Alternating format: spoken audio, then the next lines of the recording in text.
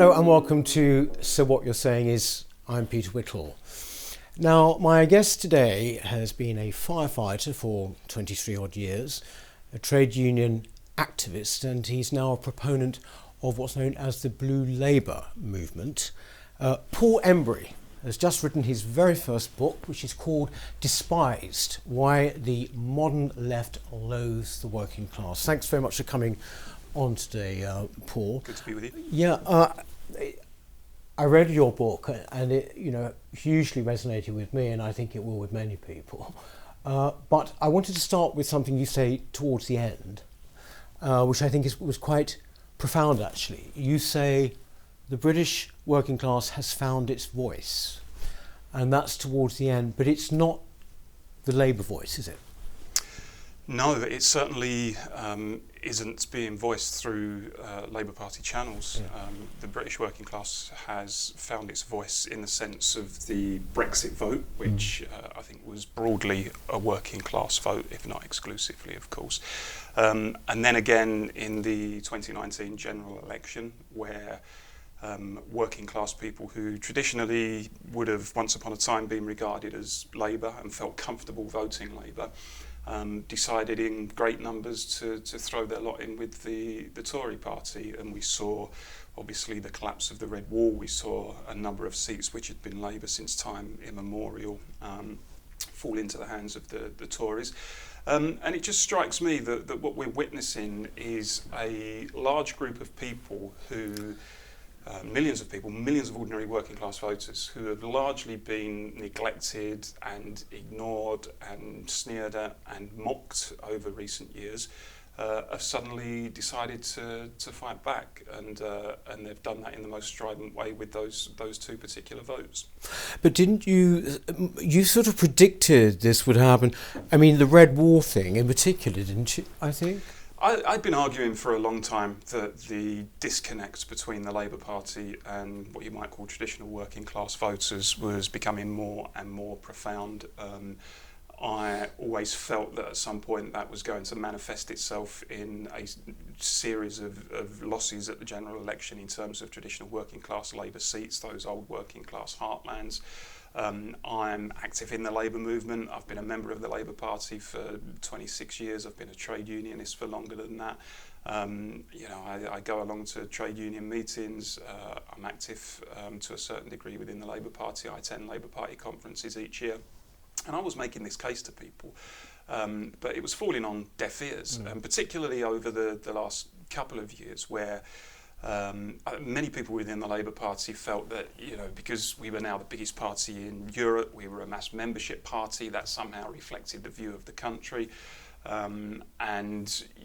They really didn't understand when someone like me came along and said, actually, despite that, we are hemorrhaging votes in working class communities because our values, our language, our priorities is just not meeting the language and values of priorities of those ordinary working class votes. And in many respects, I think one of the worst things that happened for the Labour Party was doing better than people anticipated in the 2017 general election, because in many senses I think that masked the real underlying problem.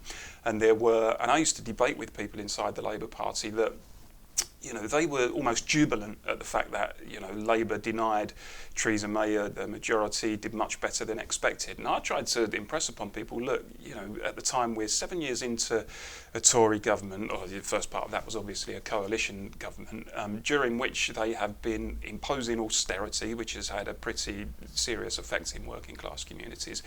And how is it that we still cannot win a general election? And this is no cause for celebration, the fact that we've lost again. And then after that, particularly I think when the Labour Party changed its position in terms of the second referendum, I think that really sounded the death knell. And as you said, I predicted it just 4 days before the general election in December. I said that I felt that the Red Wall was going to crumble, and that's exactly what happened. And they didn't listen to me and a few other siren voices in the Labour Party at the time who were sounding these warnings. They're not particularly listening now, to be perfectly honest, not most of them. Right. So it's still an uphill struggle on the left. Do you think this is permanent, this crumbling of the Red Wall? Well, I think there's a real danger for the Labour Party that people inside the party think it cannot get any worse. And the truth is, it potentially can. I mean, if you look at some of those red wall seats that the Labour Party held on to, some of those majorities are pretty thin. And it wouldn't necessarily take much for the Tories to win those seats as well next time out. I think there's almost a psychological thing as well for some working class voters who voted Tory for the first time in December. It was a big step for many of them. There's a bit of a stigma attached to voting Tory in those areas, and many of them did it for the first time. And we heard the stories of people feeling their ancestors whispering in their ear as they went into the ballot box and voted Tory. And I sense that, having done it once, that taboo, if you like, has been broken, and they wouldn't hesitate to do it again if they felt it was justified. So I think the next few years are going to be really important. I think if Boris Johnson and the Tories are seen to deliver in those working class communities in terms of investing in those communities, in terms of regeneration, in terms of reindustrialisation, and people feel that tangibly their lives have been made better by the Tories, then the chances are those people are not going to vote Labour again, and also that some of those seats that we did hold on to would fall.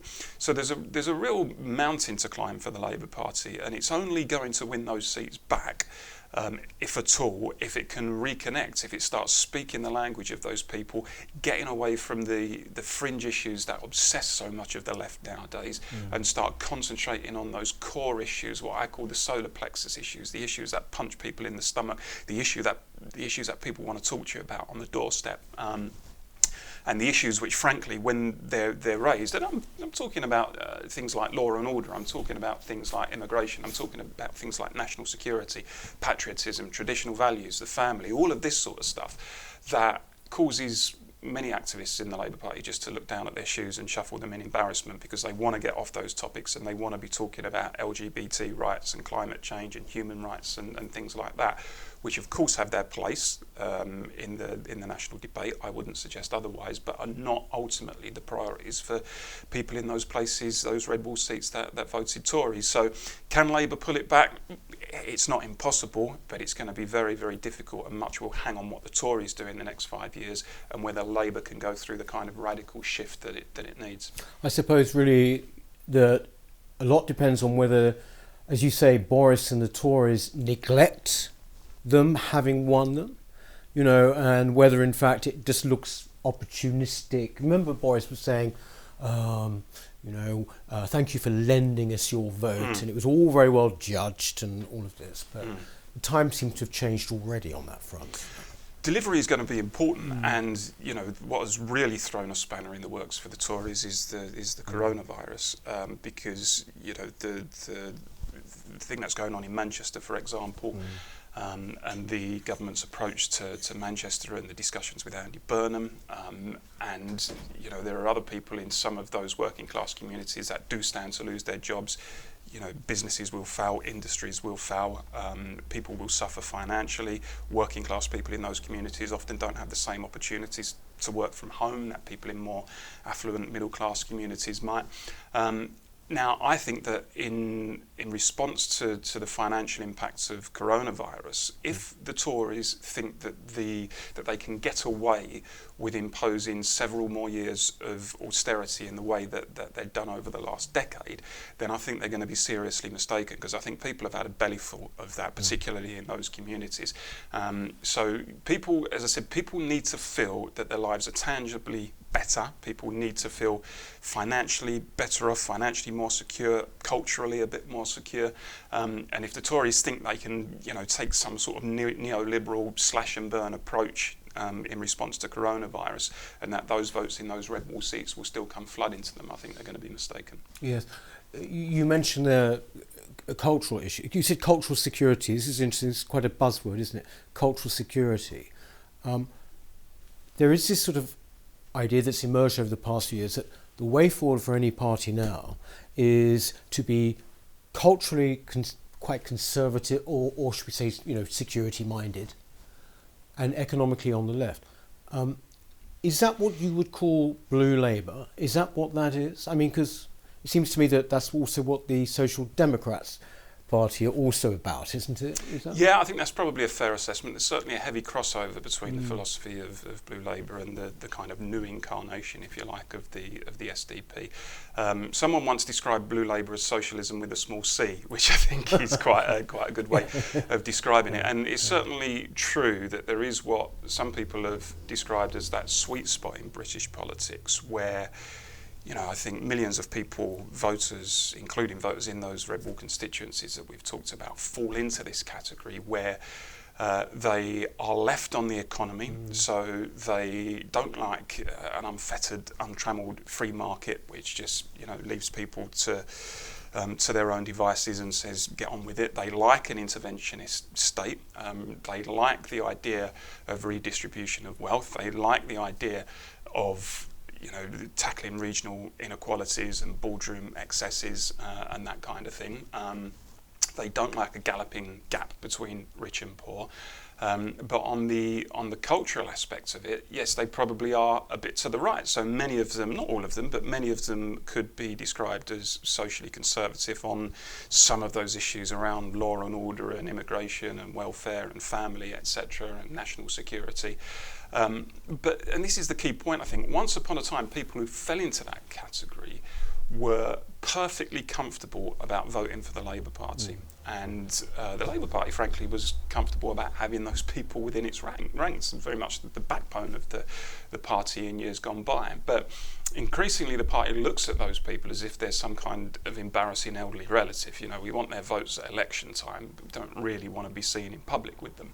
And you can look, probably the most glaring example of that was the Gillian Duffy scenario. Where you say in your book this is sort of emblematic of the whole problem. It was very symbolic. If you look at Gillian Duffy, she was a traditional Labour voter.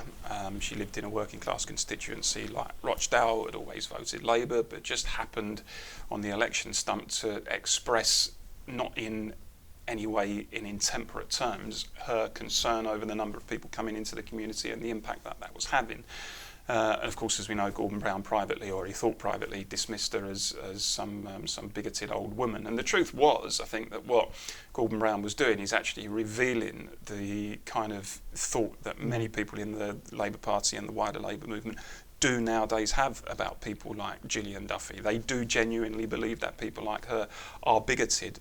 They will privately mock them and sneer at them. The other example was Emily Thornberry, of course, where she went to Rochester in the by-election and in 2014, I think it was, and saw the St George's flag outside the house in a white van.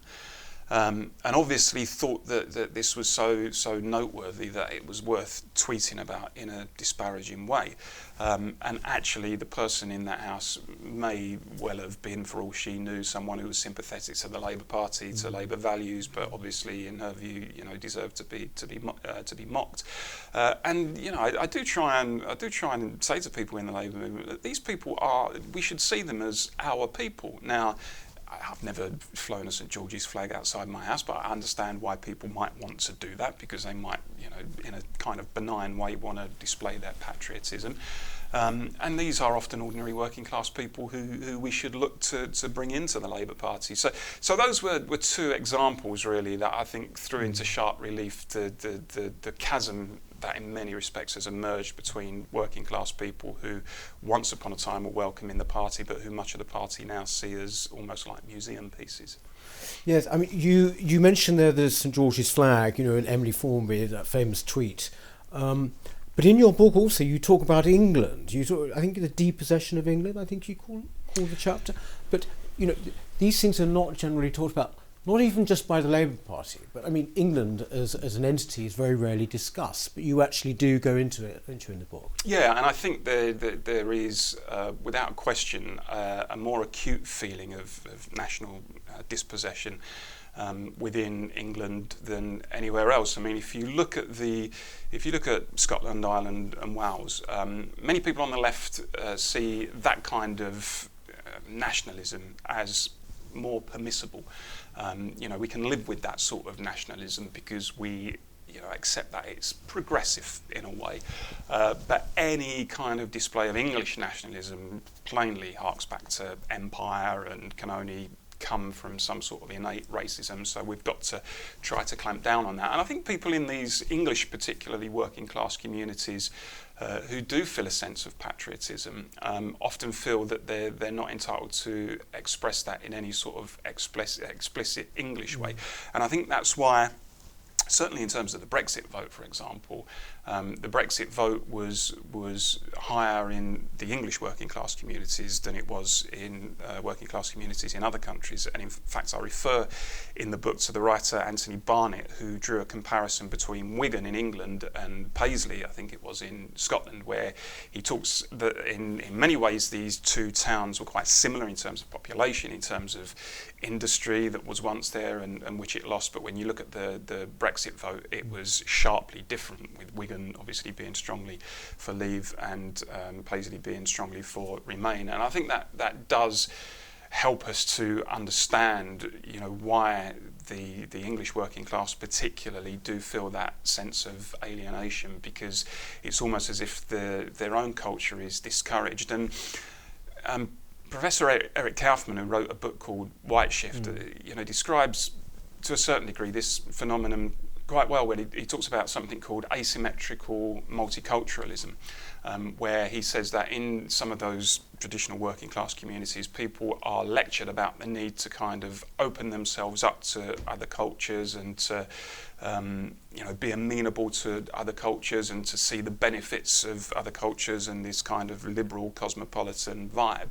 But when it comes to their own culture, the liberal establishment takes a completely opposite view and says, well, actually, that kind of old Anglo-Saxon working class culture, where you don't really want you to display that. You need to be open to everybody else, but you can't really display any sense of pride in your own culture. And people are not stupid. They see the disproportionate focus on other cultures and the sneering at their own, and they think, actually, this is not fair.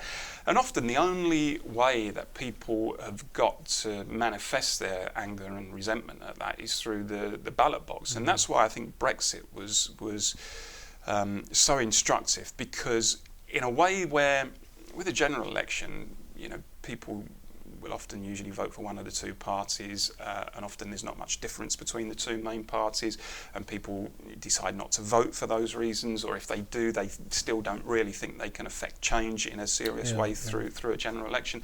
Well, when Brexit came along, and it was a straight binary, yes or no, and millions of people who, yes, were anti-EU, but often not in a vociferous way, which is why I argue that the Brexit vote was as much a vote against the UK establishment as it was against the EU. And people just felt, well, hold on a second, we've been given this weapon, and for the first time in our lives, we've got the opportunity to really fire back at the establishment and to rock the establishment in a way that they hadn't had that opportunity previously, and may have been their only opportunity for their lifetimes. And many of them voted for the first time and thought, right, you're going to get it. This is my only opportunity to tell you what I think. You've been treating me with disdain for the last 20 or 30 years. You've been ignoring my legitimate concerns and anxieties. And take that and deal with it. And it was a genuine democratic revolt in that way. The left should have embraced it, but it didn't. It tried to subvert it, it rejected it, it tried to dismiss it as racism, and it paid a huge price for that. Well, they dismissed it, but also, don't you think, Paul, that since then they are bitter and vengeful for having been basically tossed aside? The establishment, as it were. They cannot forgive. Well, what happened? These were people. I mean, if you look at the liberal establishment in this country, these were people who, frankly, had it their own way for so long, and were so used to dictating the political agenda that all of a sudden something happened where they lost, and they lost badly, and they couldn't get their heads around it. It didn't compute.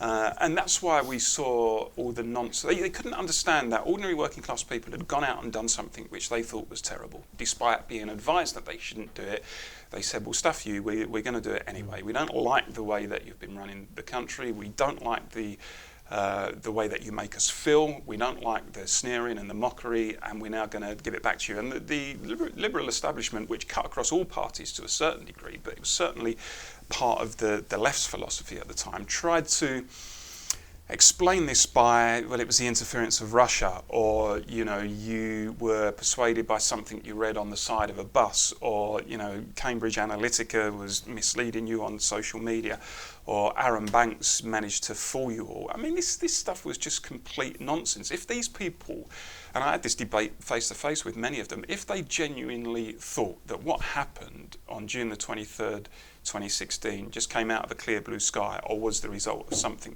people saw on the side of a bus, or you know, Russia, then frankly they didn't understand their own country, and they didn't understand what had been happening inside the country for the last 20 or 30 years, where this resentment and this sense of alienation was brewing and building, and at some point was going to manifest itself in you know, something like Brexit. And so because of that, because they convinced themselves that the working class really didn't know what they were voting for, or the working class was somehow duped, they just decided that we're not going to implement the vote, you know, or we're going to do everything we can to get it overturned.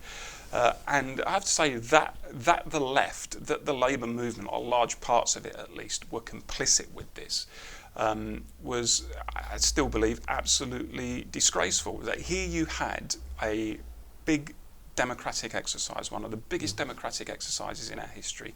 We had the debate, and millions of people, 33 million people or whatever it was in total, went to the polls, and a majority of those people said, you know, after the debate, this is what we want. We want to leave the European Union. It was a straightforward answer, and that the left, who has got a duty, in my view, to be the voice of the working class and to listen to the demands of the working class, tried to subvert that, and tried all sorts of disingenuous ways to force people to vote again, and to make sure that that vote wasn't implemented, was disgraceful. And I think people who were part of that really ought to look themselves in the mirror. And there's no question in my mind that that was a big part of why the left now is flirting with irrelevance, why it is now hated, and I don't use that word loosely, hated in some of those working class communities that voted Tory for the first time. I mean, I speak to people in those communities quite often.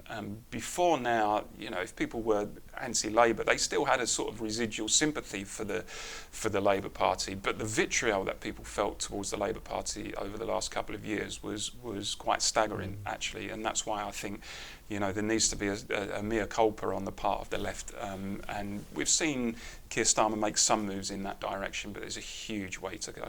Were you surprised by the? You talked about them, you know, thinking the working class people had been duped.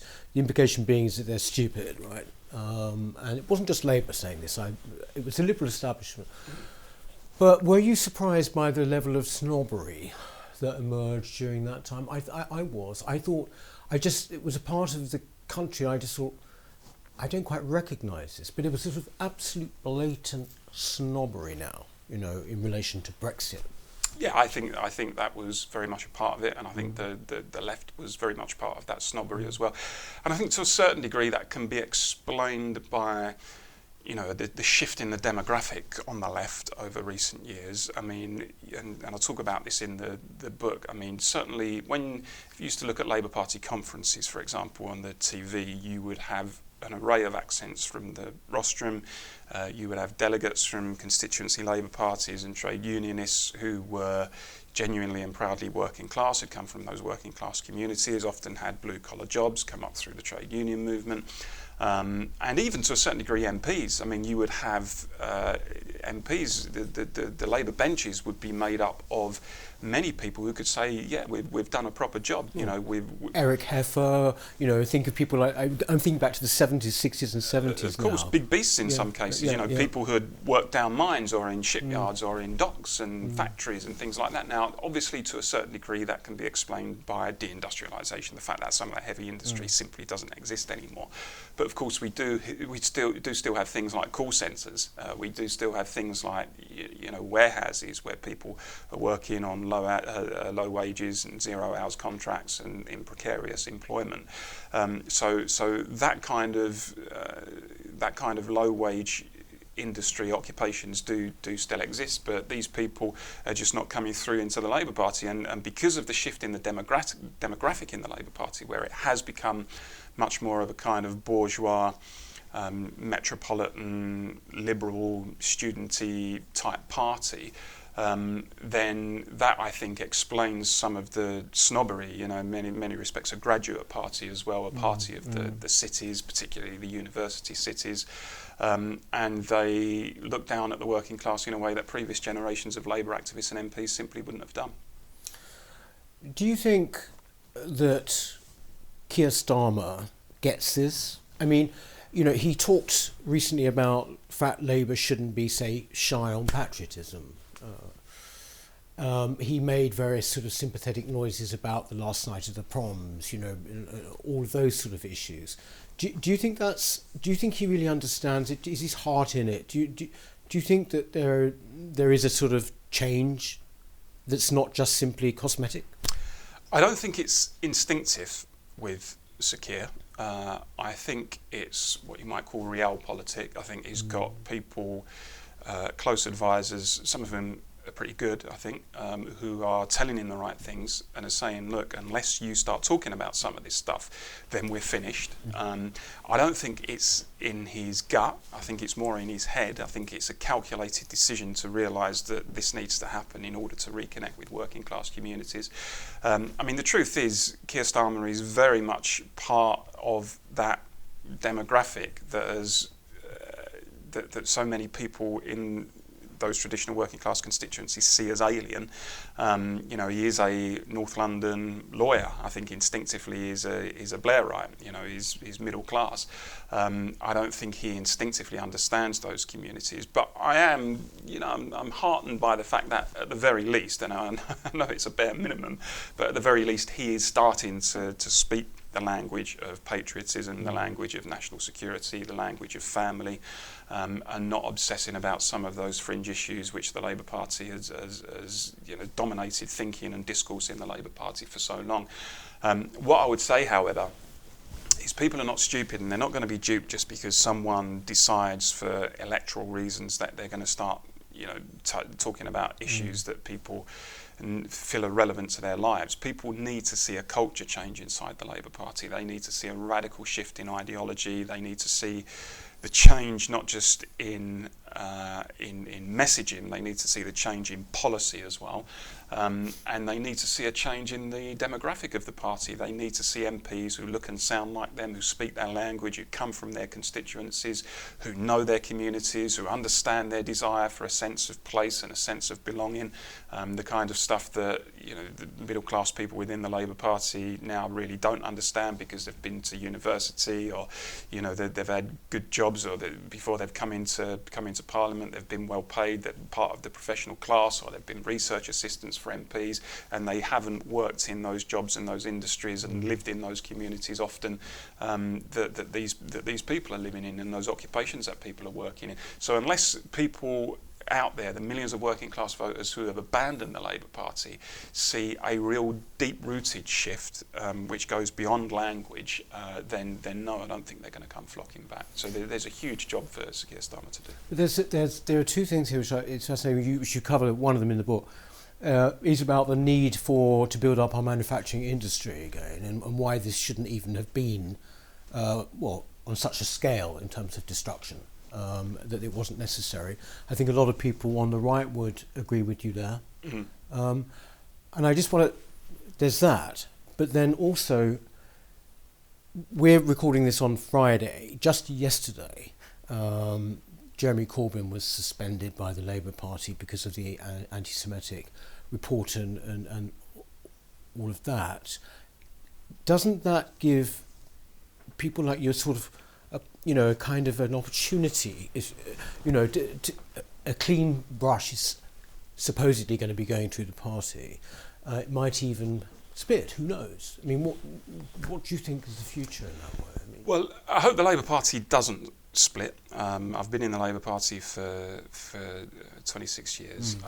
I love the Labour movement. I'm part of the Labour movement. I love the history of the Labour movement. I love the traditions of the Labour movement.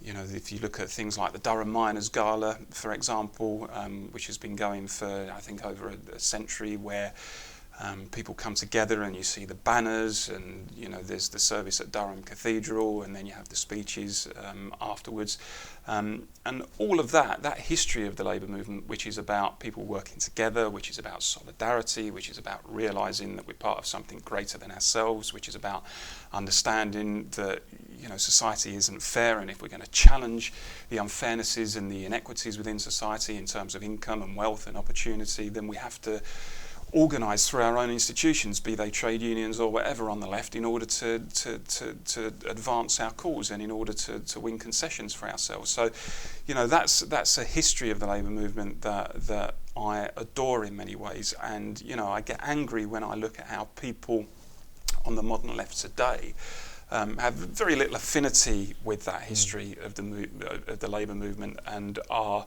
obsessed with the fringe issues, or obsessed with ID politics, or obsessed with turning people against each other, have very little affinity for the idea of class and the need for people on a class basis to organise themselves together, are more interested in fragmenting people on the basis of their distinctive biological traits, and particularly I think have kind of set a whole atmosphere on the left and wider society where, unless you sign up to the precepts of their kind of liberal progressive cosmopolitanism, then you have no place on the left. You should be silenced. There's this cancel culture that they're responsible for. So I resent those people and what they've done to the movement, and they haven't even been anywhere near successful. They've helped to destroy the labour movement and set us back years. And frankly, I wish they'd show some humility instead of telling people like me that I don't understand the modern working class and I've got a nostalgic view of the working class. They should look at what they have created and perhaps be a little bit more humble about the whole thing. It's astonishing, actually, that they should call you nostalgic or romanticising. I mean, that's extraordinary that they should do that about supposedly people that they're meant to actually represent. I mean, the Labour that you are describing, that you like and that you feel very fond of, that is the Labour Party my parents voted for, back in the 40s, 50s, 60s, 70s, right through to Thatcher, actually. And they felt then that it was sort of changing. But all of these questions like patriotism, being culturally secure, they were never on the cards then. You could take for granted. I mean, my parents, they were working class people, very patriotic, like the Queen and everything, but they certainly had a very strong sense of economic, shall we say, unfairness. They had a very strong sense, aspirational, but they certainly weren't kind of crazy for the market as such. And so they are your people that you're talking about, really. And they are still there now in abundance, and many of them actually voted Tory because they felt that the Tories were offering them economic security and were also offering them cultural security. I mean, the point that I make in the book is that the Labour Party historically was always an electoral compromise between its traditional working class base and a layer of more middle class liberal people who felt that it was right to have a fairer economy and tackle the inequalities in society, and were willing to sort of pay more tax in order to achieve that. And I kind of describe it as mainly Hartlepool, but with a good dash of Hampstead thrown in. And I think Labour was at its most successful when it was able to hold that coalition together. I think the problem in recent years is that coalition has become so unbalanced. So the party has become almost all Hampstead, but with very little Hartlepool. I think that any political party, if you're going to be successful, you have to start from your base and build outwards.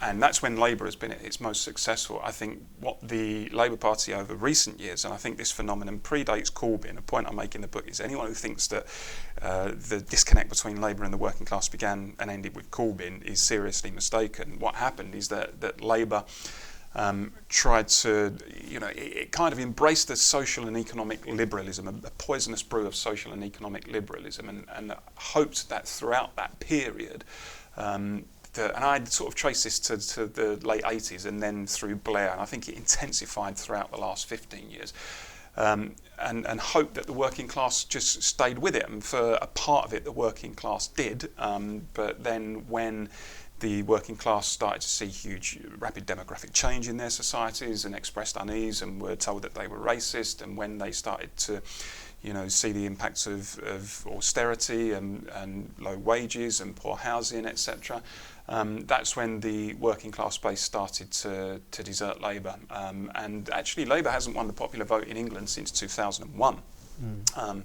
It's completely lost in England, and when you combine that with the wipeout in Scotland as well, you can see that was only heading in one way. So for Labour so that balance that I talked about, that historical electoral balance between Hampstead and Hartlepool, that pendulum needs to shift seriously back in the other direction, and it's not a forlorn task. I think it's possible to do it, but it's going to mean an absolute culture change inside the Labour Party. You talk very vividly about growing up in Dagenham and the kind of society and working class community it was. And you also say that basically it was at the very beginning of this century, so essentially 2001, 2010, there were huge changes that happened. I think that there's one statistic you mentioned, which is that foreign-born people in Dagenham went up by 205% or something like that. But anyway, lots of changes happening. And I'm right in saying that you that's when you really realised something was very much up with Labour Party and its support, wasn't that? Yeah, I mean, the change, Barking and Dagenham was profound and actually had a huge influence in my thinking, because some of those changes that began around the turn of the century, and particularly the speed of the change as much as anything else, just left people bewildered and disorientated, and that bewilderment and disorientation was dismissed as racism and bigotry. And I'd grown up in the area, I was living in the area at the time, and I have to say, as someone on the left at the beginning, I was quite relaxed about it. I bought into the whole idea of liberal cosmopolitanism, and this is vibrant and we should embrace it. And I'm pro-immigration. I believe immigration has been a good for our country.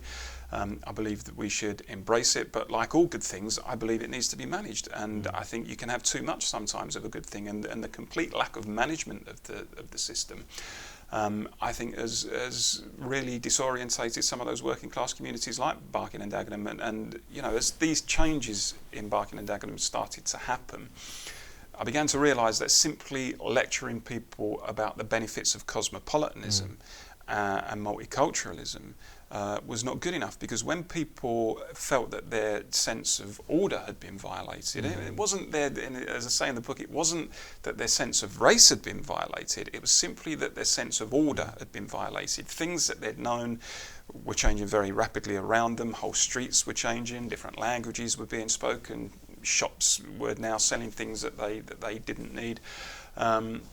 And that sense of familiarity and belonging, which is actually really important in working class places, because you find that where people have less money and their horizons are not as extensive and they have less opportunity, then the whole concepts of family and place and community and belonging becomes more important, I think, to them often than if you're a middle person, a graduate, and you can travel and you can work and you can take gap years and you can move when you want to.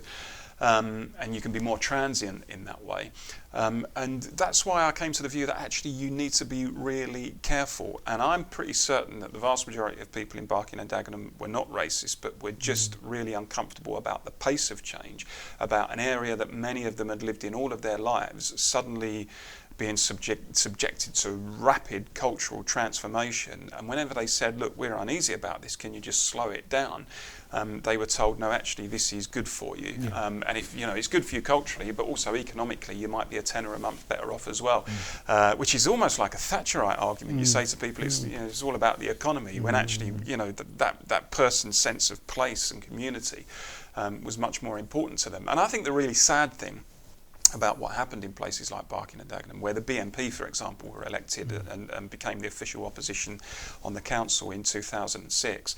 And it really didn't have to be that way. If we'd had a proper system that managed numbers properly, had a proper system of dispersing migrants throughout the country so that undue pressure wasn't put just on already hard-pressed working class communities, we could have had a much more sensible debate, and we wouldn't have ended up in the toxic debate that it became. By ignoring people, by lecturing people, the whole debate became toxified effectively, and immigration turned into a hot potato, and it really didn't need to. And I think that's a tragic thing, because most people who, like myself, are very open to the idea of immigration and absolutely believes in defending the rights of migrants and challenging any prejudice and that type of thing.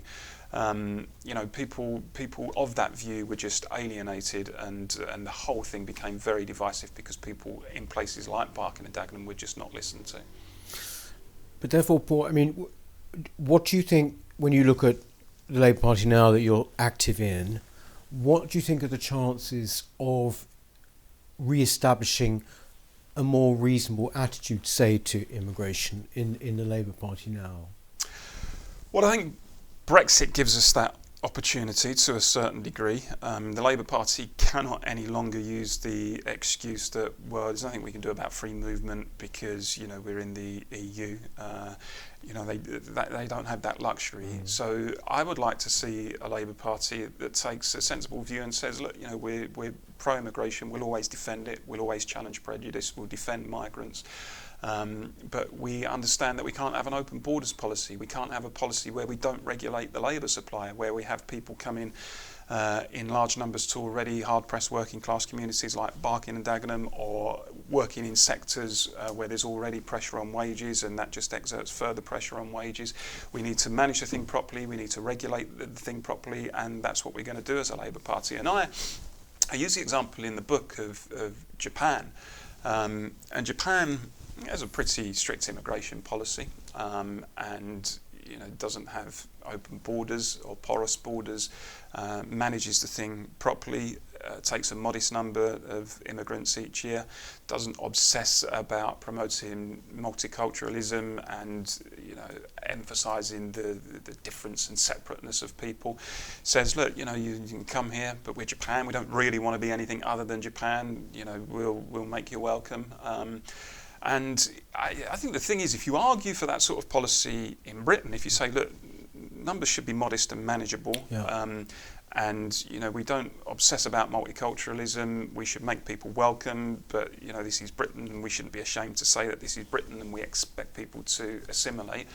You'd be dismissed as some sort of rabid bigot and xenophobe if you were to argue. But no one would argue that Japan is anything other than a highly civilised, well-governed, safe country, clean country, which has a sensible policy on immigration and welcoming people, and it doesn't hide its patriotism. It's quite culturally conservative in many ways. Actually, if you look at the Japanese economic miracle, it was by no means what you would now call a neoliberal country in any way, or a right-wing country. Much of its approach for a large period after the war was very much an interventionist Keynesian approach, which was responsible for the major success of the Japanese economy.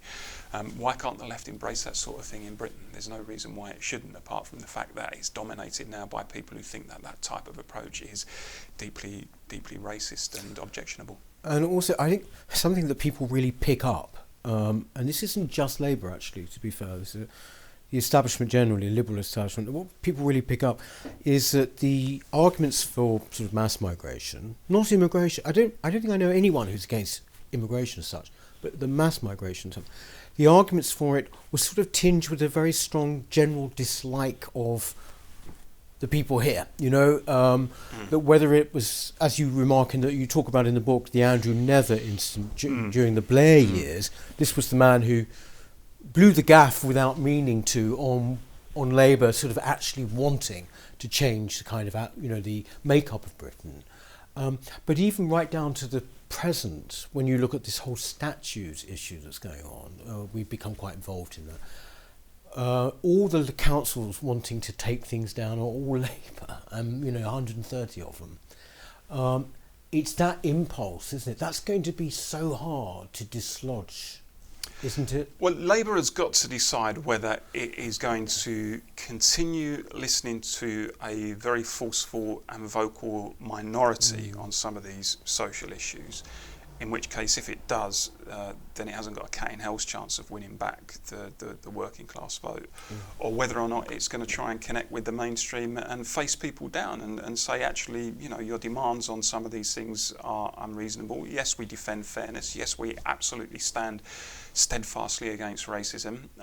But if you come to us with unreasonable demands, if you think it's okay just to go and tear down statues, we're not going to buy into that. Not just because it's wrong on principle, but because electorally it's just going to be a nightmare for us. And I think the problem with Labour, one thing David Cameron got right when he was in power, when he said Britain and Twitter are not the same thing. And it's absolutely true. I mean, if you go to most working class communities in Britain, most people are not on Twitter. They can't because of the jobs they're doing. Yeah, and some of them don't even know what it is. But the problem is, a layer of Labour politicians and activists think that is genuinely reflective of Britain, that if you can win a debate and win likes on Twitter, that shows that you're winning Britain. And the 2019 election showed that wasn't the case at all. So Labour has got to decide whether or not it's prepared to face people down, whether or not it wants to continue being a party of social activists and students and people in the cities and people who are vocal but making unreasonable demands, or whether it's prepared to say, actually, we need to reconnect with the values of working class communities, and that means sometimes saying no to the virtue signallers and the woke who expect us to fall into line every time. We're going to have to go to battle with those people sometimes, and we're not going to be afraid to do it. Will you have you ever stood for the Labour Party as a candidate? No, I don't think they'd have me. Really? Yeah, I don't think there's any chance of that. I mean, I've been in the Labour Party, as I said, for 26 years. I can't really imagine any constituency Labour Party who would. Why would that be though, Paul? Well, I think because the demographic of the party is not conducive to somebody like me who articulates some of those more traditional Labour values. I mean, not that I'm fussed about that, because I'm not particularly seeking to be a representative of the Labour Party in any way, but I think, the whole party from top to bottom is largely infused with those kind of liberal, urban, middle-class, bourgeois values. And when someone like me comes along, and there are people like me still in the party, but we're few and far between. I just don't. Is there anybody you particularly would point out or admire at the moment, in the party, that you'd say, actually, that's what we should be doing? I mean, I think there are some people within the party who understand it. Blue Labour, for example, which is the group that I'm involved in, I think gets it. People within Blue Labour predicted the Labour meltdown long before it happened, said there is going to be a break between the Labour Party and the working class because we've bought into the market too much, we've bought into radical social liberalism too much, we've bought into the idea of kind of globalism, and we think these sunlit uplands of liberal cosmopolitanism and progressivism are the way forward. And if people in those working class communities don't quite get it yet, they will eventually get it, but they clearly don't get it, and they're not going to get it because those values are not reflective of their own values. So there's people like the English Labour Network, for example. There's some Labour MPs, the likes of John Cruddas and Stephen Kinnock and one or two others, have been articulating the need to become perhaps more communitarian and less cosmopolitan, and that's a prerequisite for reconnecting with those working class communities. Frank Field, who is obviously no more active in the party, but was someone who did get it. Kate Hoey was another one who got it, and that's in many respects that's the sad thing. I mean, if you look at the number of Labour MPs who voted Leave, I mean it was tiny. If you go back to the Common Market referendum in 1975, I mean, no was very much a mainstream position on the left. You had huge numbers of MPs, the likes of Tony Benn and Michael Foot and Peter Shaw, who articulated the case for coming out of the Common Market. A majority of trade unions wanted to come out of the Common Market, and it was seen as an argument about democracy, an argument of the right of elected governments to be able to set their own economic policy, to determine the policy of their country without undue intervention from technocrats and corporations, completely in keeping with the left's idea about democracy and self-government, etc. And then, for reasons that I detail in the book, it became very much a fringe position. And people in working class communities saw that. They thought, the vast majority of Labour MPs are voting Remain. This is a party that doesn't really speak for me. And that was just one manifestation of this huge schism that's occurred. You look back to that time, around about the 1975 referendum and onwards, and the calibre of people in Labour, like Peter Shaw or Tony Benn, as you mentioned, arguing these cases against the EU, extraordinary. You realise actually not just for Labour, but how generally the level and quality of our public discourse has declined. The extraordinary, beautiful arguments they put, incredibly erudite. You also had a run-in yourself, didn't you, with your own union? Isn't that right? When you spoke at a Brexit rally, a cross-party rally.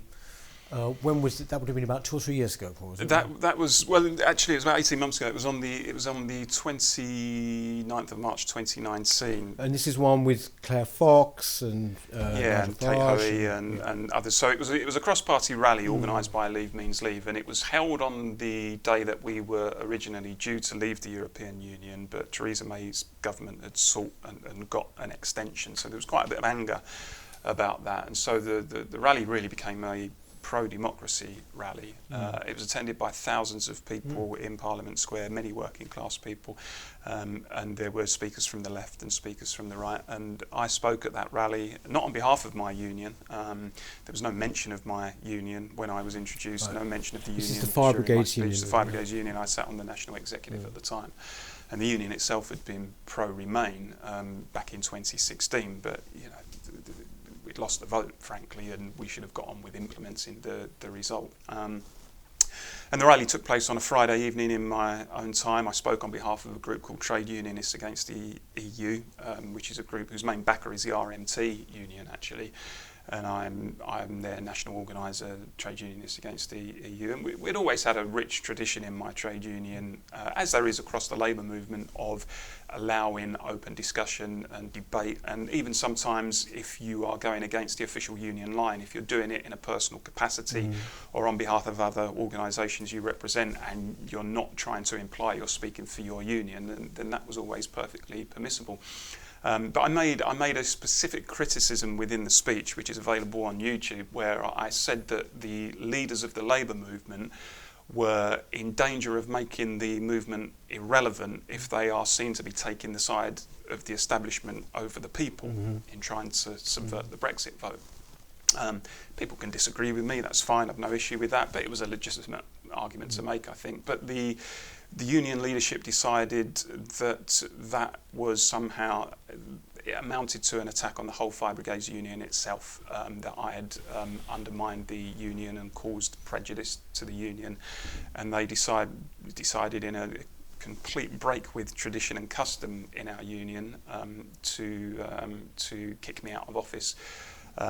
And that was disappointing, and it was wrong. I think most people now see that as wrong, but they took the decision and they've got to defend it.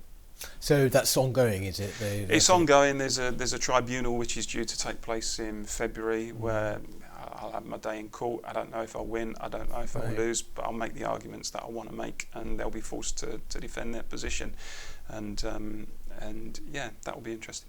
But you obviously you're still a firefighter, but you're increasingly writing, commentating. You write for Unheard, don't you? Yeah, I'm a regular columnist for Unheard, which is a website which gives a platform. I mean, it's a play on words, obviously, Unheard, and UNHERD. So it's about not going with the herd, but also giving a platform to people who previously were unheard, and to less prominent voices, if you like. And covers a range of issues, doesn't fall into one particular category. There's people on the left and people on the right who write for it. So that's good. But yeah, as you say, my main role is as a firefighter. I've been doing that for 23 years. That's my primary occupation. That comes above everything else. But I try to fit in the writing and a bit of media work around that, and to argue my case. And I'm always pleased for the opportunity to do that. Do you still like your job? Do you still like being a firefighter? I love it. I joined the fire service when I was 22 years of age. I've always enjoyed it. I became active in the FBU pretty much straight away. I enjoyed riding fire engines, although I'm not doing that at the moment. I've got a desk job, which is a little bit more comfortable and less dangerous. But yeah, I mean, it's a very rewarding occupation. You know, being in the front line, serving people is a great thing to do, and I've got no intentions of leaving anytime soon. Well, you are going to be putting out or starting fires all over the place with your writing and books. Paul, thank you so much for coming in. Thank you. I should mention again, the book is out. It's November 27th. Yes. Is that November 27th? So you can pre-order it on Amazon. It's called Despised: Why the Modern Left Loathes the Working Class by Paul Embery. I will certainly recommend it. Paul, thank you very much, and all the best to you. And that's it for this week, so we shall see you next time, and please do subscribe, won't you, as I say every week. Thank you very much. Bye.